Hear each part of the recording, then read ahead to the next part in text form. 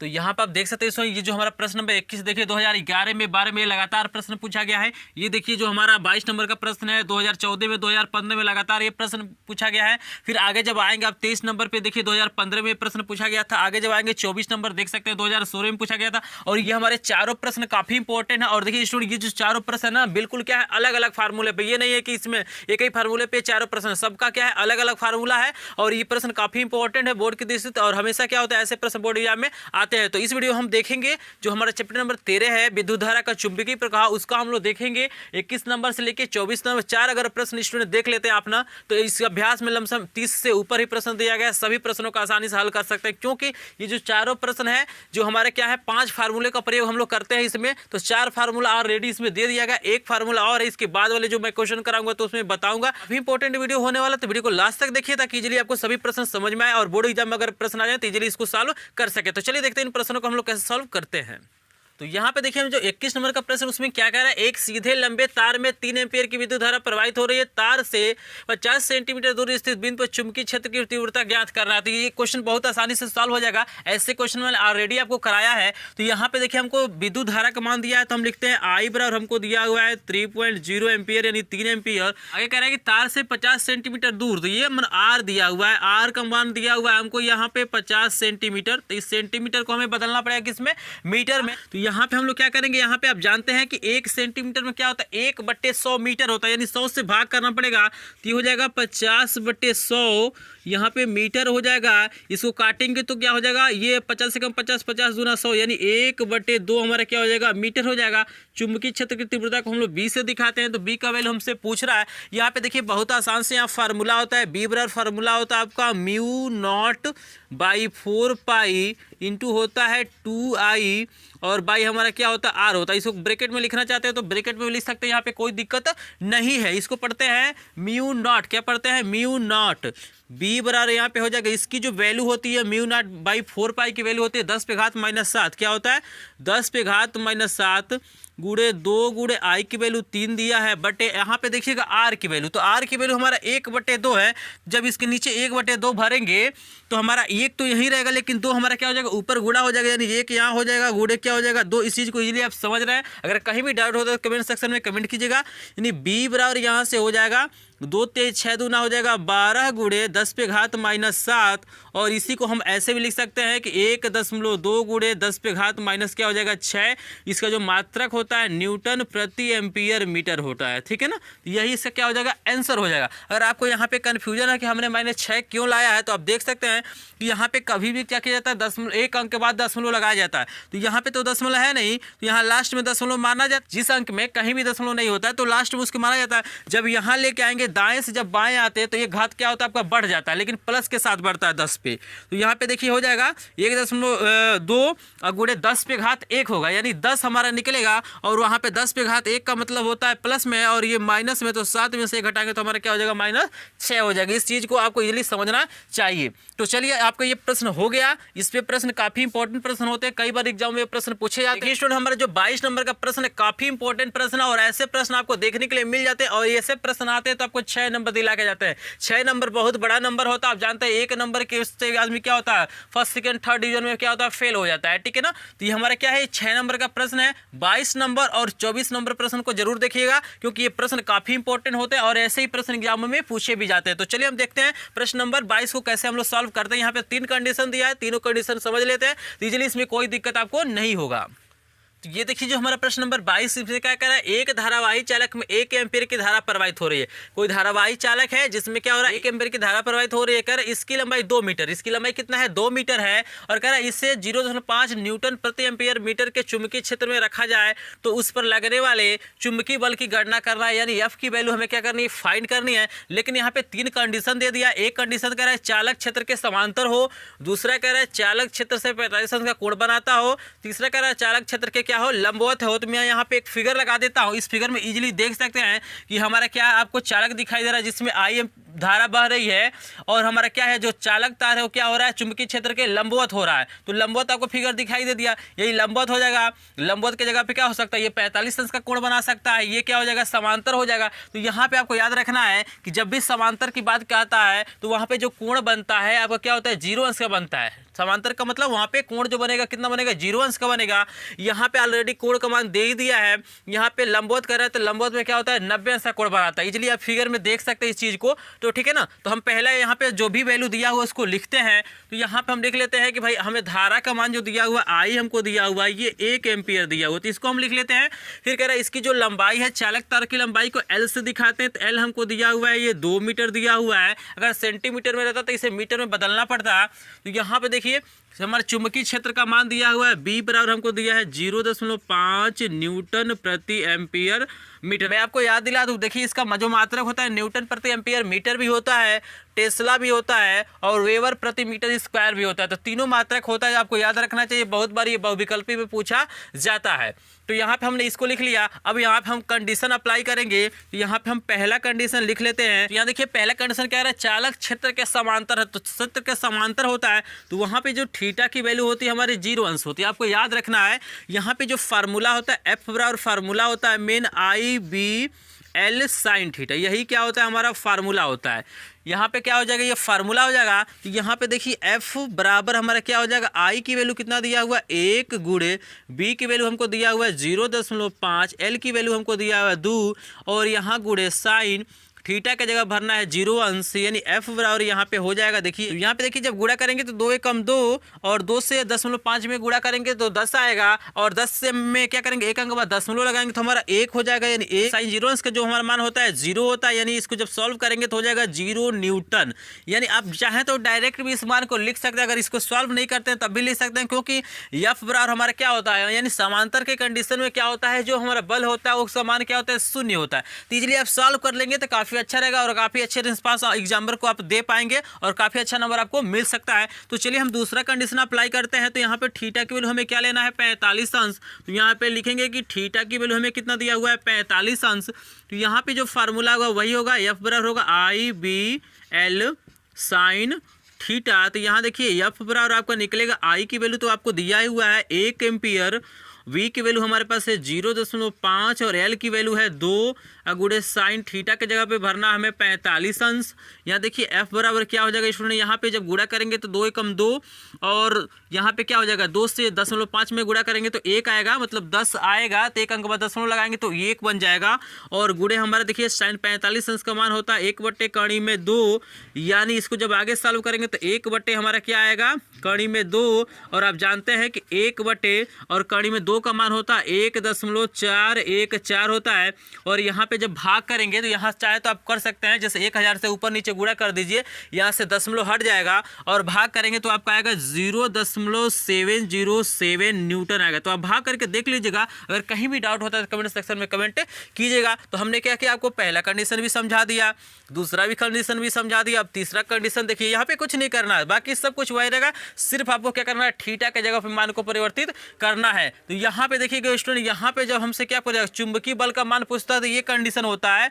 लेकिन आगे हम लोग जो प्रश्न पढ़ेंगे, यानी हमारा 25 नंबर के जो आगे प्रश्न आएगा वो थोड़ा सा क्या होगा, जब चुंबकीय फ्लक्स का वहां बात करेगा तो ये कंडीशन थोड़ा सा बदल जाता है। नेक्स्ट अगला भी जो वीडियो आएगा इसी पे आधारित आएगा, चुंबकीय फ्लक्स वाले जो अंकित प्रश्न उसको हम लोग सॉल्व करेंगे। तो इसीलिए मैं आपको बता दूंगा, अगर चैनल पे नए होंगे तो चैनल को सब्सक्राइब करिएगा, क्योंकि अगर सब्सक्राइब करेंगे तभी पूरा का पूरा वीडियो आपको मिल पाएगा। तो मैं 200 से ऊपर क्या किया हूँ, अंकित प्रश्न को सॉल्व कराया हूँ। अगर उस पूरे वीडियो को नहीं देखें तो पूरा वीडियो देखिए, एग्जाम में आपको किसी प्रकार के अंकित सॉल्व में कोई दिक्कत नहीं होगा। तो चलिए हम तीसरा कंडीशन अप्लाई यहीं पे कर लेते हैं। तो यहाँ पे देखिए लंबवत दिया है, तो लंबवत में हम थीटा की वैल्यू को क्या रखेंगे, 90 अंश रखेंगे।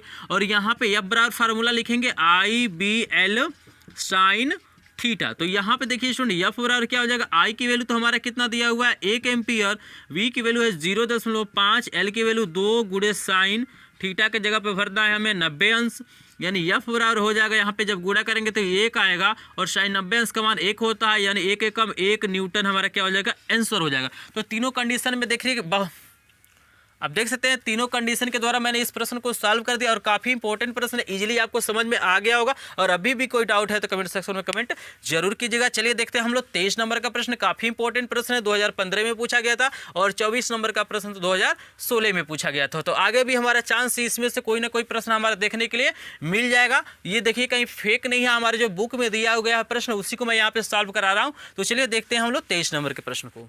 तो देखिए हमारा जो 23 नंबर प्रश्न है इसमें हमें सवाल नहीं लगाना, हमें कुछ चीज़ें लिखनी है। तो इजीली क्या करेंगे, अगर 22 नंबर प्रश्न आप समझे होंगे तो इजीली क्या करेंगे, इस 23 नंबर प्रश्न का उत्तर आप स्वयं बता सकते हैं। तो देखिए 23 नंबर प्रश्न क्या कह रहा है, एक समान चुंबकीय क्षेत्र बी में रखे एल लंबाई के धारावाही चालक पर लगने वाले बल के लिए सूत्र लिखिए। यदि चालक में बहने वाली धारा का मान आई एम्पियर है तो चालक पर लगने वाले अधिकतम बल तथा दिशा ज्ञात कीजिए। तो देखिए जो इसके लिए जो फार्मूला होता है स्टूडेंट, यहाँ पे इसके लिए जो हमारा फार्मूला होता है हमारा होता है, अभी जो हमने यहाँ पे 22 नंबर प्रश्न को सॉल्व करने के लिए किया था, तो हमारा सूत्र होता है एफ बर और हमारा होता है आई बी एल साइन थीटा। ये हमारा क्या होता है, मेन फार्मूला होता है। लेकिन यहाँ पे देखिए 3 चीज़ें यहाँ पूछा है। पहला तो हमसे पूछा है कि इसका सूत्र बताइए, तो सूत्र हमारा क्या हो जाएगा, एफ बराबर हो जाएगा आई बी एल साइन थीटा, ठीक है ना, ये हमारा मेन फार्मूला हो जाएगा। दूसरा यहाँ पे जो चीज़ पूछ रहा है कि यहाँ पे कह रहा है कि अधिकतम बल के लिए फार्मूला बताना है। तो आप देखें अभी हमने 22 नंबर प्रश्न को जब सॉल्व किया था तो यहाँ पे जो सबसे ज़्यादा मतलब बल का मान कितना आया था, तो यहाँ देखिए समांतर के लिए तो 0 आया था, 45 अंश का कोण हमने जब लिया था तो वहाँ पे हमारा बल का मान आया था 0.707, यानी 0.707 आया था। और यहाँ पे जो हमने लंबवत लिया था तो वहाँ पे हमारा क्या था, 1 न्यूटन आया था। तो आपने देखा होगा कि जो सबसे अधिक बल का मान आया था किस कंडीशन में आया था, लंबवत में, ठीक है ना। तो हमसे पूछ रहे कि बताइए अधिकतम जो बल का मान होगा उसके लिए कौन सा फार्मूला होगा। तो ये देखिए अधिकतम बल के लिए जो हमारा फार्मूला हुआ, अधिकतम बल बराबर एफ बराबर यहाँ पे स्टूडेंट क्या हो जाएगा, आई बी एल। यहाँ पे साइन 90 अंश होगा, क्योंकि साइन 90 अंश का मान क्या होता है, 1 होता है। तो हमारा ये कंडीशन क्या हो जाएगा, आई बी एल हो जाएगा, ठीक है ना। यहाँ क्या किया हमने, साइन 90 अंश का मान क्या किया, 1 रखा है। तो यही अधिकतम बल के लिए हमारा फार्मूला क्या हो जाएगा, एफ बराबर आई बी एल। तो इजीली 2 चीज़ समझ गए। तीसरा कंडीशन यहाँ पे क्या करें, यहाँ पे हमें दिशा पूछ रहा है। तो यहाँ पे देखिए स्टूडेंट हमारा जो अधिकतम बल आया है किस कंडीशन में आया है, लंबवत में आया है कि नहीं आया है। तो हम लोग कैसे लिखेंगे, तो लिखेंगे दिशा हम लिखेंगे दिशा चुंबकीय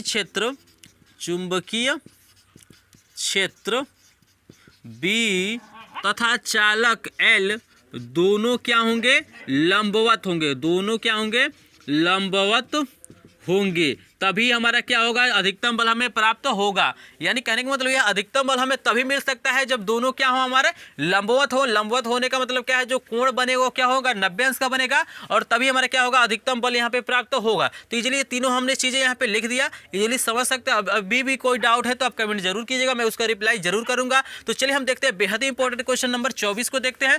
अगर 24 समझ जाते हैं तो जो हमारा चैप्टर नंबर 13 है विद्युत धारा का चुंबकीय प्रभाव, उसमें काफी प्रश्नों को इजीली सॉल्व कर लेंगे। तो चलिए हम देखते हैं 24 नंबर प्रश्न को कैसे सॉल्व करते हैं।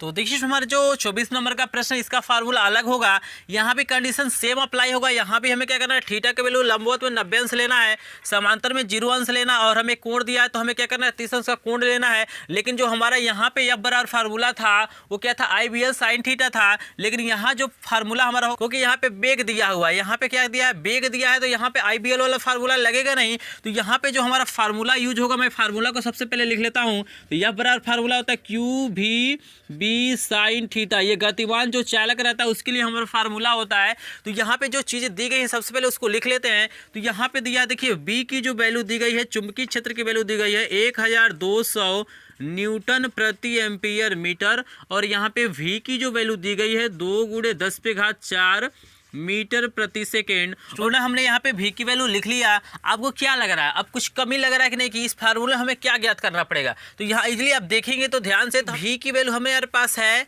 बी की भी वैल्यू हमारे पास है, थीटा की भी वैल्यू हमारे पास है, लेकिन हमारे पास क्यू की वैल्यू नहीं है, यानी आवेश हमारे पास नहीं है। तो आप देखिए यहाँ पे लिखा हुआ इलेक्ट्रॉन की बात किया जा रहा है। तो आप जानते हैं कि एक इलेक्ट्रॉन का जो आवेश होता है, यानी क्यू होता है एक इलेक्ट्रॉन का, वो हमारा होता है 1.6 × 10⁻⁻19 क्या होता है, कूलाम होता है। ये आपको पता होगा। ये देखिए कभी कभी ये प्रश्न में संकेत में दे देता है, लेकिन कभी कभी नहीं देता है। तो आपको क्या करना है, इजीली यहाँ पे क्यू की वैल्यू आपको मान लेना है, क्योंकि एक इलेक्ट्रॉन का जो आवेश होता है हमारा 1.6 × 10⁻19 कूलाम होता है। तो इजीली अब हम क्वेश्चन को सॉल्व कर सकते हैं, क्योंकि हमारे पास टोटल वैल्यू निकल गया है। तो यहाँ पे कंडीशन नंबर 1 में हम अप्लाई करते हैं। तो 1 में दिया हुआ क्षेत्र के लंबवत यानी थीटा की वैल्यू हमें क्या लेना पड़ेगा, 90 अंश लेना पड़ेगा। तो यहाँ पे फार्मूला हो जाएगा एफ बराबर हो जाएगा क्यू भी बी साइन थीटा। तो यहाँ देखिए एफ बराबर इजीली हो जाएगा, क्यू की वैल्यू हमारे पास 1.6 × 10⁻⁻19 गुणे, वी की वैल्यू देख सकते हैं हमको दिया हुआ है 2 × 10⁻, क्या दिया हुआ है 4 × आगे जब जाएंगे तो बी की वैल्यू हमको दिया हुआ है यहाँ पे 1200 और गुड़े हमारा क्या हो जाएगा, देखिए यहाँ पे भर सकते हैं आप चाहें तो साइन 90 अंश भर सकते हैं यहाँ पे, क्योंकि थीटा की वैल्यू हमारे पास क्या है 90 अंश। तो चलिए इसको लिख भी देते हैं। तो एफ बराबर यहाँ से स्टूडेंट हमारा हो जाएगा, यहाँ पे हम गुणा कर सकते हैं क्या, तो बिल्कुल कर सकते हैं। देखिए 16 दूना 32 हो जाएगा, यानी 3.2 और इस 1200 को हम लिखते हैं गुड़े 12 और गुड़े इस देखिएगा 2 जीरो दिया है ना, तो 2 जीरो का मतलब क्या होता है 100 यहाँ से होगा, यानी 12 गुड़े 100 हमारा क्या हो जाएगा 1200 हो जाएगा। तो 100 को हम लिख लेते हैं घात 2 के रूप में लिख सकते हैं। इजीली आप समझ रहे हैं, 10 गुड़े 10 करेंगे तो हमारा 100 आ ही जाएगा। और इसको भी हम लिख लेते हैं 10 पे घात -19 और ये हमारा गुड़े 10 पे घात कितना दिया हुआ है 4 और ये तो इसका मान 1 हो जाएगा। चलिए इसको लिख भी देते हैं, कोई दिक्कत नहीं। sin 90 अंश का मान क्या होता है 1 होता है। अब इसी को हमें सॉल्व करना है, तो एफ बराबर यहाँ पे हो जाएगा। अब देखिए 32 गुणे हमें क्या करना है 12 करना और एक अंक के बाद दशमलव लगाना है। तो यहाँ पे देखिए स्टूडेंट हम 12 और 32 का जब गुणा करेंगे तो हमारा आएगा 384। कितना आएगा 384, लेकिन एक अंक के बाद दशमलव लगाएंगे तो हमारा क्या हो जाएगा 38.4 और गुणे यहाँ देखिए 4 2 जुट जाएगा, क्योंकि प्लस वाला जुटता है माइनस वाला घटता है। जब आधार बराबर होता है तो घात जुड़ता और घटता है। तो यहाँ पे देखिए 4 2 कितना हो जाएगा 6 और 19 में से जब हम 6 माइनस करेंगे हमारा क्या होगा -13 होगा, क्योंकि बड़े का चिन्ह क्या है यहाँ पे माइनस है। तो ये हो जाएगा -13 न्यूटन। लेकिन हमारा ये आंसर नहीं होगा, इसको हम लोग आगे जब सॉल्व करेंगे तो 3.84 गुणे 10 पे घात -12 न्यूटन। यही हमारा क्या होगा करेक्ट आंसर होगा। कैसे हुआ तो आप देख सकते हैं स्टूडेंट, यहाँ पे क्या है ये एक अंक के बाद दशमलव, हम इस दशमलव को क्या करते हैं यहाँ पे लेके आएंगे, 8 के बाद लेके आएंगे तो हमारा क्या होगा, जब क्या करते हैं हम लोग दाएं से बाएं जाते हैं ना, तो जो हमारा घात होता है वो प्लस के साथ लगता है। तो ये हमारा क्या हो जाएगा 10 पे घात 1 और 10 पे घात 1 का मतलब क्या हो गया 13 में से 1 को घटाएंगे तो हमारा क्या हो जाएगा -12 हो सकता है। इजीली इस चीज को समझ रहे हैं, कहीं भी डाउट होगा तो कमेंट सेक्शन में कमेंट कीजिएगा। तो पहला कंडीशन हमारा हो गया। चलिए दूसरा कंडीशन हम अप्लाई करते हैं। तो दूसरा में कह रहा है क्षेत्र के समांतर। तो मैंने आपको बताया था अभी कि क्षेत्र के समांतर में क्या होता है थीटा की वैल्यू 0 लिया जाता है, कितना 0 अंश लिया जाता है।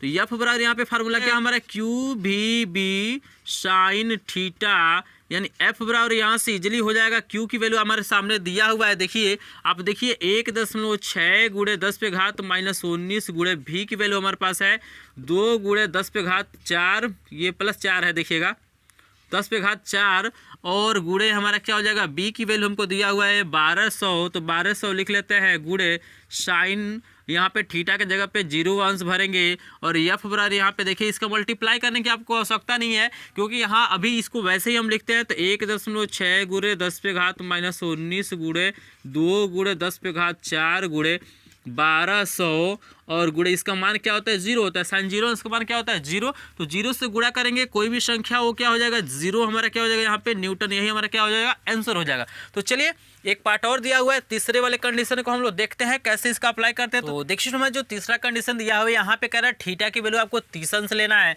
तो यहाँ पे हम लिखते हैं थीटा बराबर के लेते हैं 30 अंश। तो यहाँ पे फार्मूला तो वही होगा एफ बराबर QVB और हमारा क्या हो जाएगा यहाँ पे साइन थीटा। यहाँ पे देखिए एफ बराबर क्या हो जाएगा क्यू की वैल्यू हमको दिया हुआ है 1.6 गुणे 10 पे घात हमारा क्या हो जाएगा यहाँ पे -19 गुणे भी की वैल्यू हमारे पास है 2 गुणे 10 पे घात कितना है 4 है गुणे बी की वैल्यू हमको दिया हुआ है 1200। तो यहाँ पे लिखते हैं 1200 गुणे साइन थीटा के जगह पे भरना हमें 30 अंश, यानी एफ बराबर यहाँ पे इजीली हो जाएगा। तो स्टूडेंट यानी इतने पार्ट को हमने अभी क्या किया है, जो पहला कंडीशन था लंबवत था उसमें जब सॉल्व किया था तो इसका जो वैल्यू आया था पूरे का हमारा आया था ये 3.84 गुणे 10 पे घात हमारा आया था -12। ये पूरा सॉल्व करने के बाद तो आप इसको सॉल्व कर सकते हैं सेम टू सेम। और गुणे साइन 30 अंश का जो हमारा मान होता है 1/2 होता है स्टूडेंट।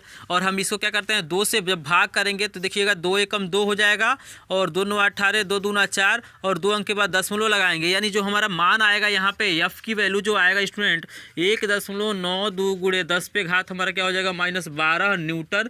यही हमारा क्या हो जाएगा आंसर हो जाएगा। तो इजीली क्या कर सकते हैं ऐसे हम ऐसे प्रश्नों को सॉल्व कर सकते हैं। और ये प्रश्न जो होते हैं काफ़ी इंपॉर्टेंट प्रश्न होते हैं एग्जाम की दृष्टि से, क्योंकि इसमें से किसी न किसी प्रश्न को क्या किया जाता है एग्जाम में पूछा जाता है। और मैं आशा करूँगा कि आपको ये प्रश्न इजीली समझ में आ गए होंगे। अगर प्रश्न समझ में आ गया हो तो वीडियो को लाइक कीजिएगा, चैनल पर नहीं तो चैनल को सब्सक्राइब कीजिएगा, क्योंकि ऐसे प्रश्न मैं लाता रहूँगा। और मैं इंपॉर्टेंट क्वेश्चन की सीरीज भी बना रहा हूँ, उसको जाइए प्लेलिस्ट में देखिए, काफ़ी इंपॉर्टेंट प्रश्न है। तो मिलता है आपसे किसी और नए वीडियो में, तब तक के लिए आपका धन्यवाद।